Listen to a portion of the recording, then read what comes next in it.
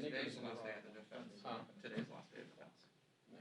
Today is the last day of the impeachment managers. Oh, sorry, impeachment managers, yes, pardon me. Friday, So Saturday was the last day Saturday of defense. Friday, Saturday is the defense, but then it goes into the phase where each senator can ask a question. That takes a long time. If It's there, gonna be questions. yeah. Yeah. This is more of a statement. Because each question then has to go, they have to write it down on a card, then it gets handed to like an aide, and then it gets taken up to the dais. Maybe they do, maybe they have a little bit of a later start time too on Saturday. I don't, who knows? Lady has to read it out. I just want to know where you get your bougie Saturday morning, Sunday. camera straps. This is boutique called Amazon. Those are bad. Do they have a boutique store here in DC? I tried other straps, they failed me. The only straps that have never, ever, ever, ever failed me have been the ones that come with Canon cameras, ever. Yeah, You might I be in don't the think market so. for a new strap. Don't even start. I tried those, I used those for a bit. live and Those die. end up doing that. This donkey has been to probably 30 or 40 countries over the last 10 years. You know, I've had He's doing just fine. Right. one time, I had my strap, but after the strap break, and my 7200 just went right into concrete. Very good. Ugh. Well, I'm gonna go yeah, count my that's spots the back. thing about someone, you know, in the Sabbath. Nobody seems to know, so I don't know. Or does he pass off the pastor? We just don't know. Yeah. Okay. Okay, very good, thank you.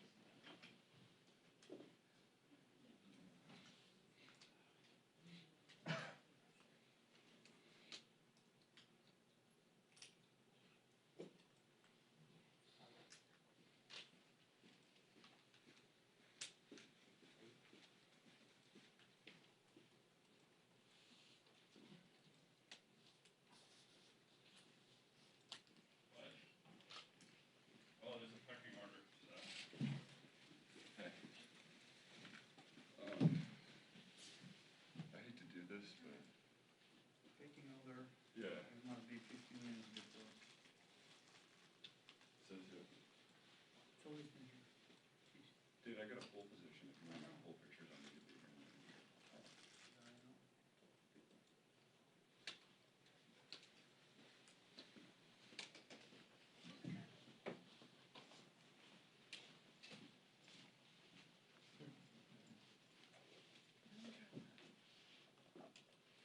No drama, Obama.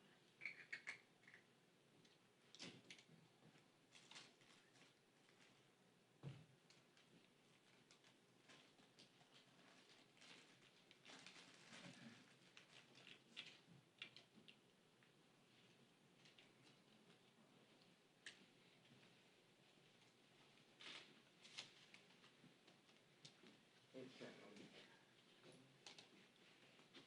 Oh, no problem, no, I called. Especially this here, I'm still really in the defense. See if they take a break. I know we were just talking about that. Maybe a natural break point, and then come in, yeah, something. I mean, I have to. Yep. No, I know Okay, I'm thank supposed to, but I want to hang back for a bit, so. I just want to get to the top of it. All right.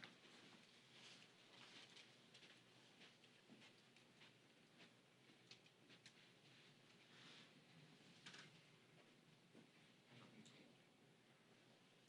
I just need to get to the top of it.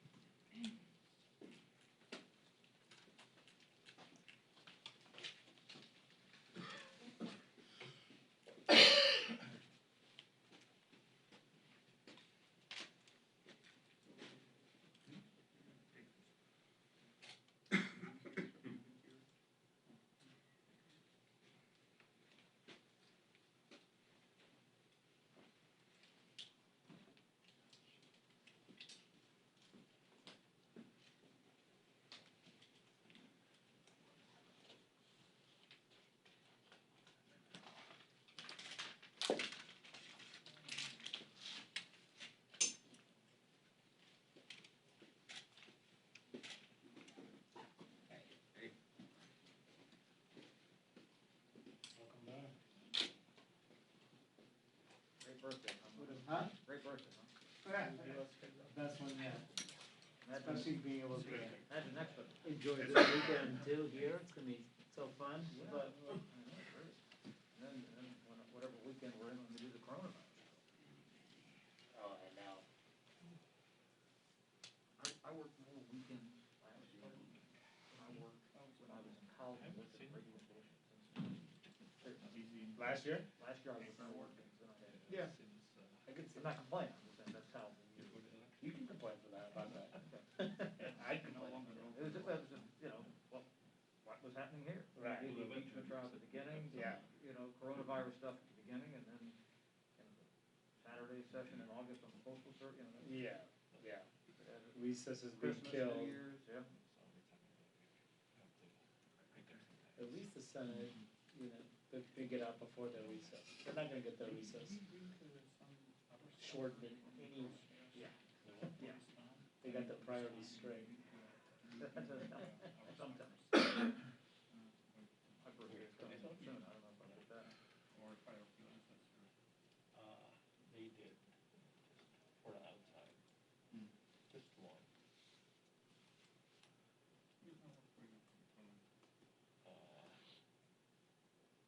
What's his name, Madonna?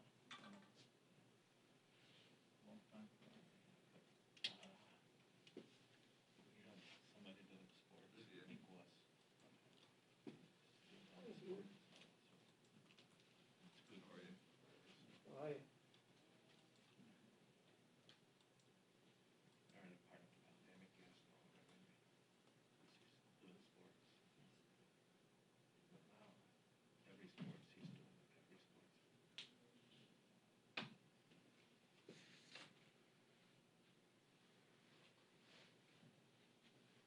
Oh.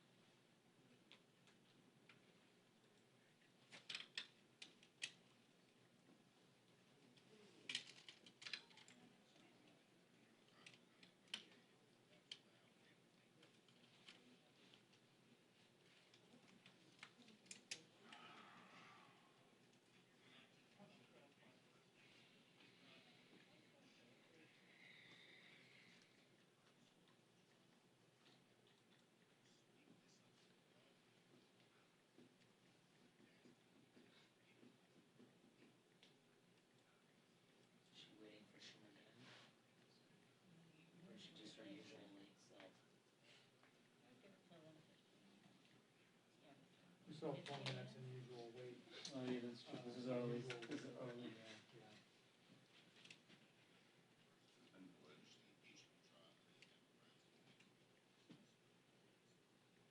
Is the Schumer event still going?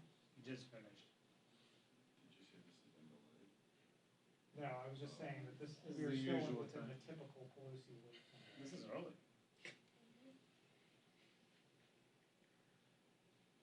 Yeah, Probably she goes by doesn't central. plan to come late, but the one She goes by she comes Pelosi. on time. Right. Yeah.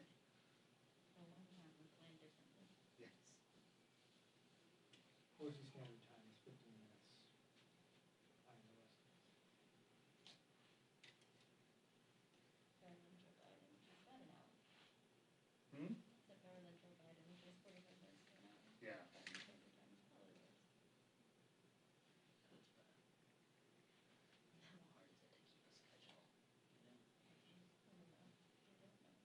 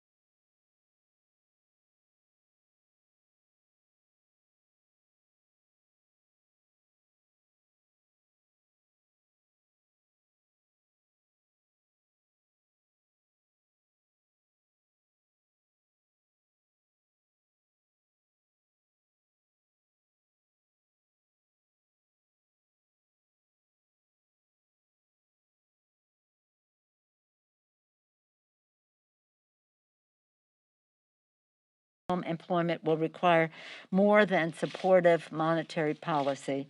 It will require a society-wide commitment.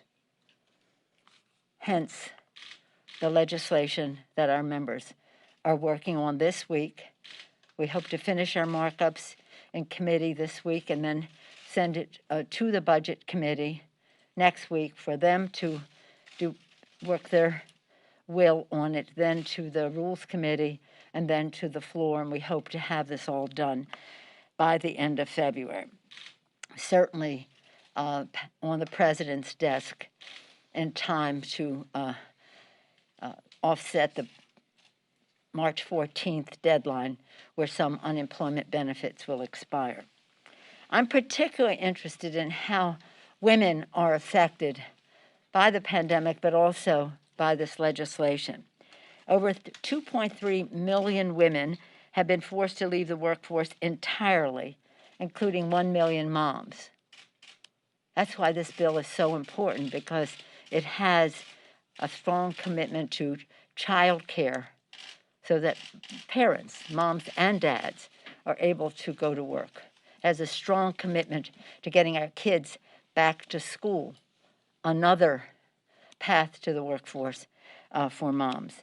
Last month, January, nearly 80% of workers who left the workforce were women, and in December, it was 90% of those who had left the workforce were women.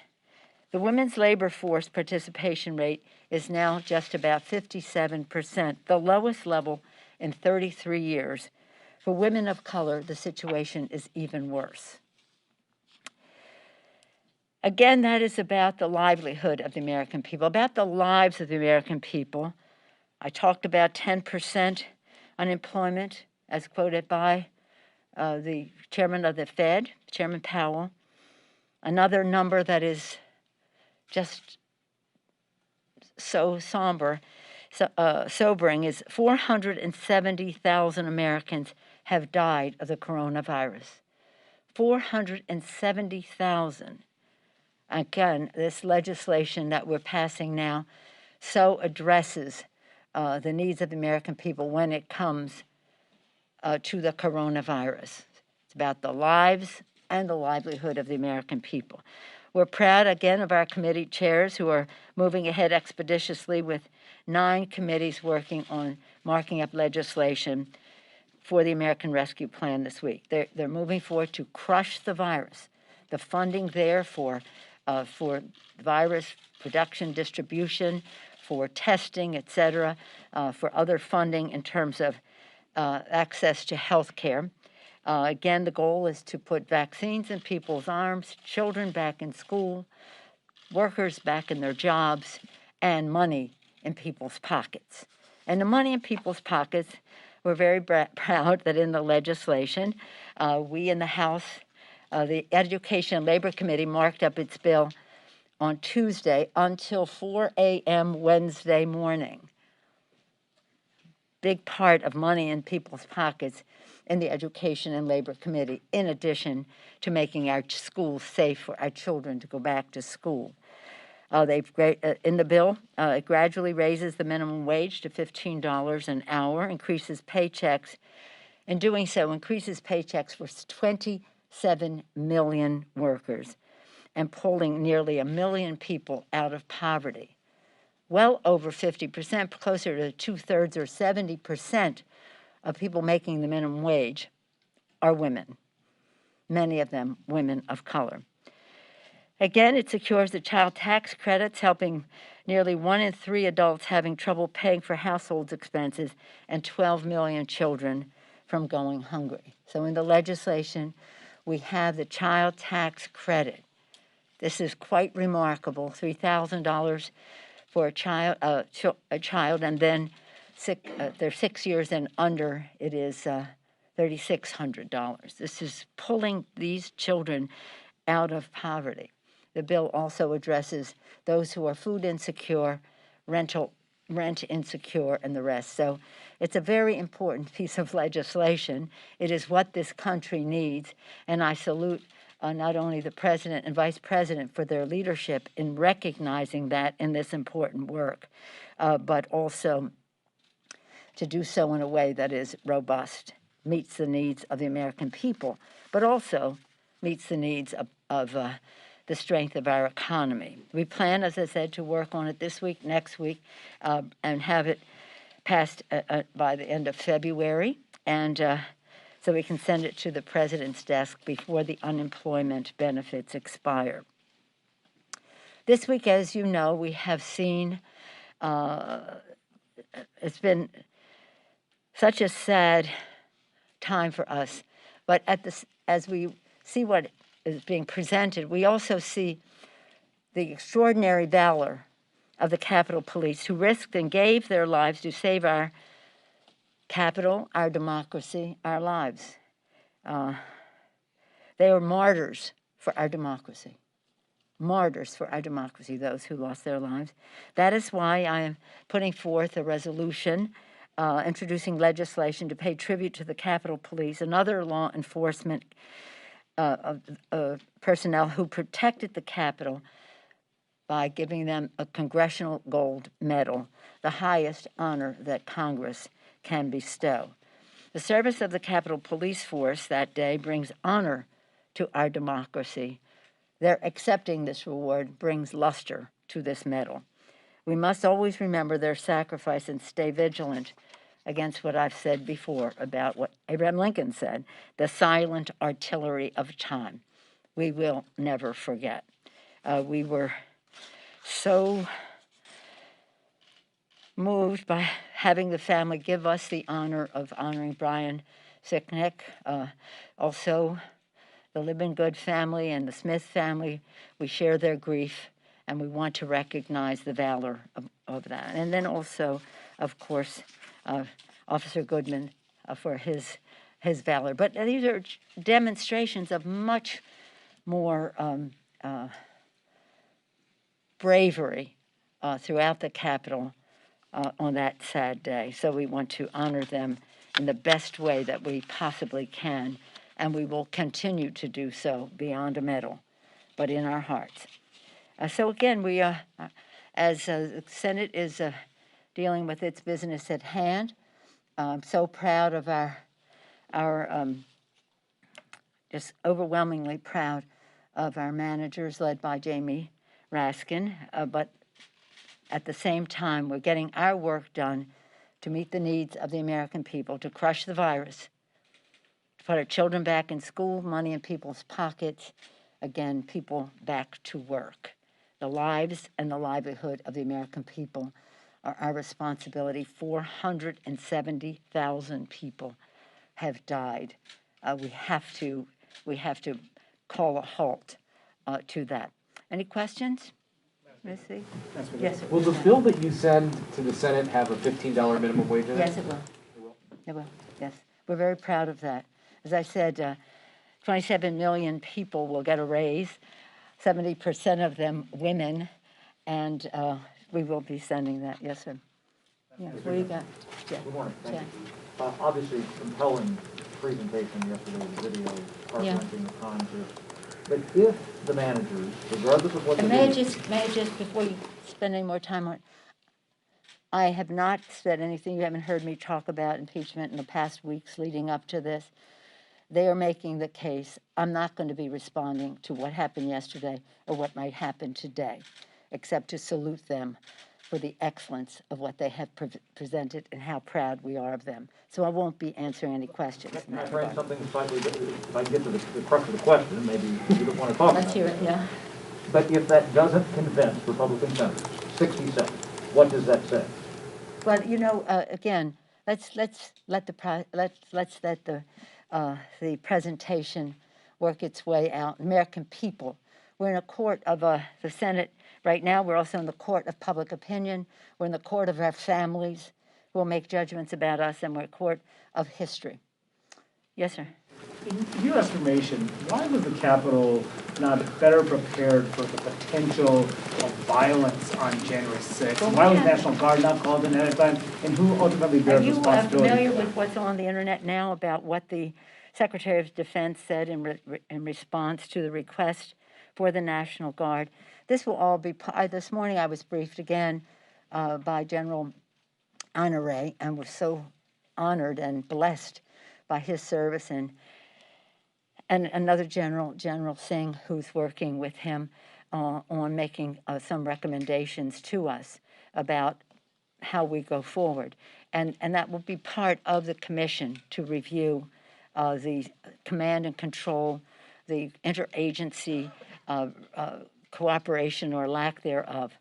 One important thing would be really good if Washington, D.C., if the District of Columbia could operate as a state, as any governor can do, is to call out the National Guard without getting the permission of the federal government. It shouldn't have to happen that way. And if you see the letter, January 4th letter from the Secretary of Defense saying what he wasn't going to do, it's most unfortunate. But I think everything has to be subjected to the harshest review to make sure this doesn't come again. We couldn't be in better hands than General Honore, who has such experience and commands so much respect in this regard, and then further to that, to pursue a longer term. What General Honore is recommending to us is the here and now, but a larger look at how we got here, where we go from here. Yes, ma'am. Madam Speaker, a couple of weeks ago, you said that the enemy is within the House of Representatives. That's right. Given that, do you feel comfortable I said the enemy is within. Within. I didn't say that. Do you feel comfortable inviting President Biden to give his joint address? Can you explain the holdup? Is it due to COVID precautions, or is it largely because of these violations of the floor that we've been seeing in the last couple of weeks? It'll be up to, again, everything that we do in this regard in terms of security, et cetera, relating to COVID and relating to security is in the hands of the Sergeant Arms and the Capitol Police and the Capitol Physician. And so they'll make a recommendation about how we're able to do that spatially. I mean, how many people? When we swore in members on opening day, only the freshman members, the brand new freshman members, were able to have a guest, a child, not even a child of a certain age, older child or parent there. Only the new members. I, as new Speaker of the House, couldn't have any family member there to see me sworn in as Speaker.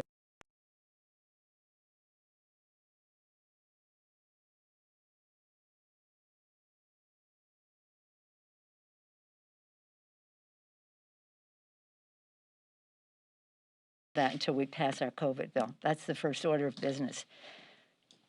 Yes, sir. Madam Speaker, with so many Republican senators indicating that they're prepared to vote for acquittal, what other avenues of accountability do you think there will be, and would you like to see for former President Trump? I'm not, as I say, that this pursuit of justice and truth is in the hands of our managers, and I'm not. I will have some things to say maybe next week, but not this week. Let's just see what the case is and what their response is to it. But I'm not acting upon something that hasn't happened yet. You have mentioned the commission in the past. The commission, for sure. That has nothing to do with President Trump. That has to do with what you asked about. It's about the security. How did this happen? Where do we go from here? And it also will talk about white supremacy because there are many instances leading up to this that could have been indicative that this could happen. Acts of violence around the country springing from that. That's not to say this is only about anti-Semitism and white supremacy. It could be about some other things, we'll see, and how that was provoked. But in terms of the commission, we're listening to folks about what answers we need in that regard, particularly listening to General Honore about what would be the most useful to protect us as we go forward. Yeah. But next week I may have some comments to make, but I'm not, I haven't said anything. Most of our members have not. We've just respected the path of our managers. We couldn't be prouder of their presentation, and we don't want any static from any of the rest of us. Yes, sir. Madam Speaker, can you Yes, sir. address the one argument that many of the Republican senators are already making, and that is that it's not valid to even have this trial because you're dealing with somebody who's a former president, and yet you in the House impeached him before, while he was still a president. This act occurred while he was still president, but the trial shifted till after he had left the White House. What do you think about that argument of, you know, an impeachment occurring at one point, but now people saying you can't try him because the actual trial didn't take place till afterwards? Actually, again, this is not into the guts of the trial, but when we passed the article of impeachment, and then we were prepared, actually lined up to take it over to the Senate. We were told early in the day that the Senate, even though they were not in session, could receive the article, and the managers were prepared to take it over. As they were preparing for that, we got word from the Senate that if it's not in session, you cannot bring it over. And so you have to wait until Mitch McConnell decides the Senate will be in session, which put it off until later, until the 19th. And then they decided, well, let's do this or that, and then wait 2 weeks in order to have the trial. So we were ready. They said no. In fact, one of them even said if you bring it over here and just leave it with the Secretary of the Senate, it could be destroyed. I don't know if that's true. They could just ignore it and say, we weren't here, we never got it. But it's a little disingenuous to say that. But separate and apart from that, what I just told you is totally unnecessary, because the fact is that the Senate voted and the Constitution allows for someone to be tried after they are no longer in office, or else, as Jamie said, you have a January exception.